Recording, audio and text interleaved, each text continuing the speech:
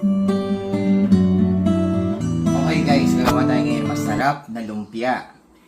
So ang sarap, grabe ng ginawa natin na kanina na sarsa. Sarap, masarap siya. So definitely masarap to. So ang unang gagawin natin, kanina gumawa na rin ako ng egg wrap. So ito na yan.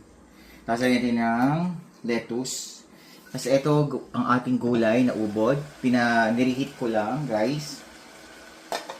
So kukuha tayo dito ng konting gulay lang. So may kinapa siya. Gawin natin dito.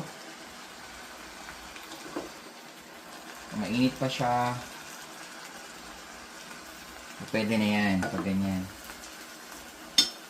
So i-wrap lang natin siya. Lalagyan na siya ng konting mani. Tsaka seaweeds. Ayan ah. Grabe guys, ang sarap nito.